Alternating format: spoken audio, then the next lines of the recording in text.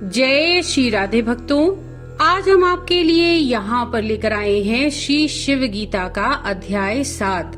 भक्तों, अध्याय 6 तक की कथा का हम श्रवण कर चुके थे और उनकी लिंक आपको डिस्क्रिप्शन में दे दी गई है। आप वहाँ पर जाकर जो भी अध्याय आपका छूट गया हो उसे सुन सकते हैं। तो चलिए शुरू करते हैं अध्याय 7। श्री रामचंद्र जी बोले, हे भगवान, मैंने जो कुछ प्रश्न आपसे किया वो तो उसी प्रकार स्थित है। हे महेश्वर, आपने इस विषय में कोई उत्तर नहीं दिया। हे महेश्वर, आपका देह परिच्छिन्न परिमाण अर्थात इयत्ता करने योग्य है। फिर सब संसार की उत्पत्ति पालन नाश आप कैसे करते हो? इसी प्रकार अपने अपने अधिकार का पालन करने वाले इंद्र वरुणादि सब देवता आपकी देह में कैसे रहते हैं? और वे सब देवता और 14 भुवन ये मैं ही हूँ, ऐसा जो आप कहते हैं तो कैसे कहते हैं? अर्थात जब तक उपाधि है तब तक जीव ईश्वर का अभेद संभवित नहीं होता और जड़ प्रपंच महाभूतों में चेतना का तादात्म्य संभावित नहीं है। हे देव, आपसे उत्तर सुना परंतु संदेह नहीं जाता कि चित्त का निश्चय नहीं, उस संदेह को दूर करने को आप ही समर्थ हो। श्री भगवान बोले, सूक्ष्म वट के बीज में जिस प्रकार महान वट का वृक्ष सदा रहता है और उसी से वह वृक्ष निकल भी आता है, यदि ऐसा ना हो तो बताओ वह वृक्ष कहाँ से आता है? इसी प्रकार मेरे सूक्ष्म शरीर से सब भूतों का जन्म, पालन और नाश होता है।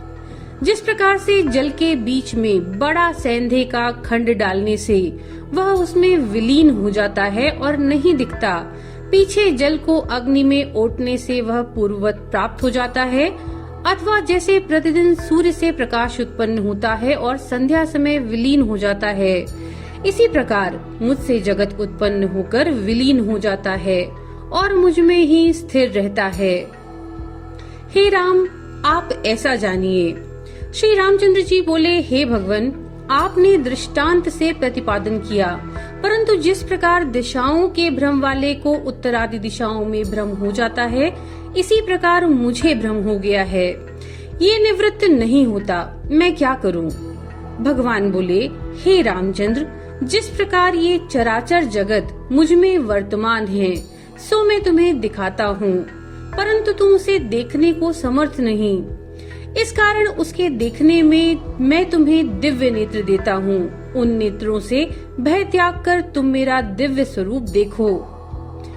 सूची बोले, ऐसा कहकर शिव जी ने रामचंद्र जी को दिव्य नेत्र दिए और पाताल के समान बड़ा विस्तृत मुख रामचंद्र जी को दिखाया। करोड़ों बिजली के समान प्रकाशमान, अतिशय भयदायक, भयंकर उस रूप को देखते ही रामचंद्र जी जंघाओं के बल से पृथ्वी पर बैठ गए।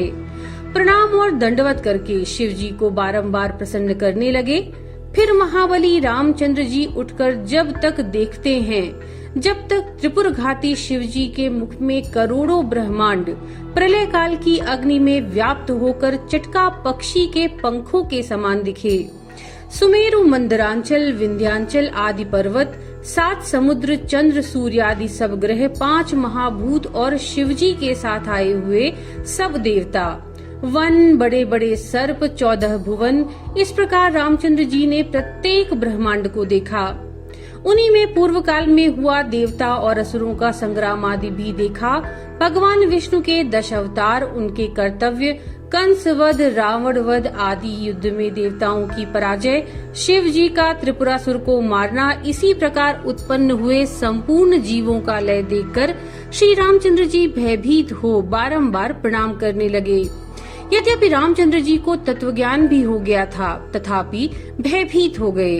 तब उपनिषदों का सार और अर्थ रूप वाणी से शिव जी की स्तुति करने लगे। श्री रामचंद्र जी बोले, हे विश्वेश्वर, हे शरणागत दुखनाशन, हे चंद्रशेखर, प्रसन्न होइए और संसार के भय से मुझ अनाथ की रक्षा कीजिए। ये भूमि और इस पर उत्पन्न होने वाले वृक्षादि सब आप से ही उत्पन्न हुए हैं। ये सब नित्य आप में ही स्थित रहते हैं, अंत में ये सब आप में ही स्थित हो जाते हैं। ब्रह्मा, इंद्र, एकादश रुद्र, मरुदगण, गंधर्व, यक्ष, असुर, सिद्ध, गंगादि नदी, सागर, ये सब हैं शूल धारण करने वाले, आपके मुख में दिखते हैं। हे चंद्रमौले, आपकी माया से कल्पित हुआ ये विश्व आपके ही स्वरूप में प्रतीत होता है। इसे भ्रांति युक्त होकर पुरुष इस प्रकार से देखते हैं जिस प्रकार से शक्ति में रजत का और रस्सी में सर्प का भ्रम उत्पन्न होता है। वह भ्रांति वैसी नहीं है, ये जैसी भ्रांति होती है। वह पदार्थ अन्यत्र सिद्ध होता है और नहीं भी होता, जैसे शक्ति में रजत की भ्रांति हुई, परंतु रूपा पदार्थ दूसरे स्थान पर विद्यमान है। तैसे ही जगत आपके स्वरूप से बचकर अन्यत्र नहीं दिखता, इसी से लोग इसको शुक्ति का रजतवत भ्रम मानते हैं। आप अपने तेज से सब जगत व्याप्त और प्रकाश करते हो। हे देवदेव, आपके प्रकाश के बिना तो हर जगह क्षण मात्र में अदृश्य हो जाए। जो पदार्थ थोड़े आश्रय वाला है वह बड़े पदार्थों को धारण करने में समर्थ नहीं होता। जिस प्रकार एक अणु विंध्याचल को धारण नहीं कर सकता और आपके मुख मात्र में ये सब दिखता है, ये सब आपकी माया है, वास्तविकता नहीं, मुझे ऐसा निश्चय है। जिस प्रकार से रज्जु में सर्प की भ्रांति भयदायक होती है, यद्यपि वहाँ वास्तव में सर्प नहीं होता, और भ्रम के नाश होने पर सबका नाश भी नहीं होता। यथार्थ ही है, जो उत्पन्न नहीं हुआ उसका नाश होने वाला नहीं, परंतु ये भय देने वाला होता है। इसी प्रकार आपकी माया से जिसको अस्तित्व प्राप्त हुआ है, ऐसा ये जगत मिथ्या भ्रांति के कार्य को सत्य उत्पन्न करता है। जो ये आपका शरीर जगत का आधारभूत दिखता है, यदि विचार दृष्टि से देखा जाए तो भी यह अज्ञान दृष्टि की कल्पना है, कारण कि आप सच्चिदानंद स्वरूप और सर्वत्र पूर्ण हो। ऐसा है तो कर्म कांड प्रतिपादक सर्वश्रुति व्यर्थ हुई, पर ऐसा नहीं। यज्ञ, इष्टापूर्त, दान, अध्ययन आदि कर्मों का फल आप कर्ता को देते हो, यह कर्म कांड पर विश्वास रखने का प्रमाण है। परंतु महापुण्यों के उदय से जब ब्रह्म का साक्षात्कार होता है और ये सब प्रपंच आपसे अभिन्न दिखने लगता है, तब आप क्या कर्मों का फल देते हो? अर्थात नहीं देते। तब कर्मकांड प्रतिपादक कथा असिद्ध हो जाती है। ज्ञानहीन अविचारी पुरुष को पूजा, यज्ञ आदि बाह्य कर्मों से शिव संतुष्ट होते हैं ऐसा कहते हैं, परंतु यह ठीक नहीं, कारण कि जो अमूर्त परिमाण रहित और अनंत है उसको भोग की इच्छा नहीं होती। इसी प्रकार किंचित वेल्व पत्र चुल्लू भर जल से प्रीति से आपको देता है, वह प्रीति से स्वीकार करके आप उसे स्वराज्य पद देते हो। यह भी माया से कल्पित है, मेरा ऐसा निश्चय है। आप ही एक पुराण पुरुष संपूर्ण दिशा विदिशा और विश्व में व्याप्त हैं। इसी कारण से नाश होने पर भी आपकी हानि नहीं हो सकती। जिस प्रकार घट के नाश होने से घंट में व्यापी आकाश की हानि नहीं हो सकती, इसी प्रकार जगत के नाश से आपकी कोई हानि नहीं। जिस प्रकार आकाश में एक ही सूर्य का बिंब जल भरे हुए छोटे पात्रों में अनेक बिंबत्व को प्राप्त होता है, अर्थात अनेक रूप दिखते हैं, इसी प्रकार से आप एक होकर के भी सबके अंतःकरण में अनेक रूप से विराजते हो। संसार के उत्पत्ति, पालन और नाश होने पर भी आपका कुछ कर्तव्य नहीं है। केवल अनादि सिद्ध देहधारियों के कर्मानुसार स्वप्नवत आप सब कार्य करते हो। जीव ईश्वर में केवल बिंब और प्रतिबिंब के समान अंतर है।